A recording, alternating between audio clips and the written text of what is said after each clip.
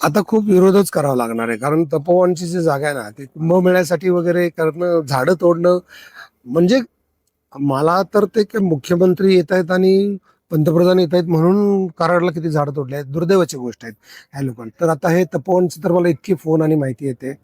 मी प्रत्यक्ष जात नसलो तरी मी त्यांना सांगितले, आमचे जे मनीष बाविस्कर आहेत किंवा मनोज साठे आहेत किंवा शेखर गायकवाड आहेत, त्यांना सांगितलं की तुम्ही जर एक झाड तोडून 10 झाडं लावणार सांगत असाल, असलं काहीतरी फालतू विधान करत असाल, तर आम्ही एक झाड तोडण्यासाठी 100 माणसं तयार आहोत. आम्ही 100 माणसं तिथं मरू पण एक झाड तोडू देणार नाही, अशा पद्धतीचा पवित्रा घ्या म्हटलं. आणि याच्या पुढे आपण हे झाडं तोडणं थांबवलंच पाहिजे. म्हणजे आज लोणंद सातारा रस्त्याला 4,000 झाडं तोडतात, तर 400 वडाचे झाड आहेत.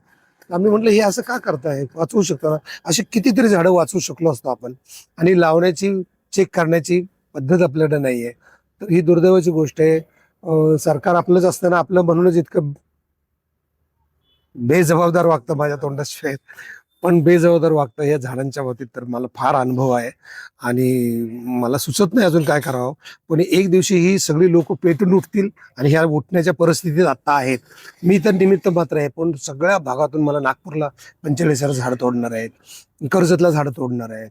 मला सगळीकडून फोन येतात, सांगतात की तुम्ही सांगा काय करायचं. तर मी काय सांगणार. मग माझं म्हणणं की आपल्यापासून आपण सुरुवात करूया. पण आता एक प्रश्न पडेल की माझ्या डोळ्या देखत मुलं बळ मारावी तशी झाडं तोडली जातात, ही आपण वाचवलंच पाहिजे. राज्य सरकारने डोळे उघडले पाहिजेत. असं आपण कोणाकडे चेक करू शकतो. मी चेक करू शकतो 10 वर्षापूर्वी, 7-10 वर्षापूर्वी पासून लावलेल्या झाडांचा हिशोब द्या. 15 वर्षापूर्वी समजा मुनगट्टीवार होते, त्यांच्या काळात लागलेल्या झाडांचा हिशोब द्या. असं लावलेल्या हिशोबचं मागायला लागलो तर कोण द्यायला तयार आहे आणि कोण काढायला तयार आहे. आणि असे सगळेच म्हणजे आपल्याकडे ही चेक करण्याची पद्धत नाही, एक प्रकारची. मला काय लोकशाही म्हणायची का हुकुमशाही म्हणायची तेच कळत नाही मला. कशा पद्धतीने जगायचं ते समजत नाही आता.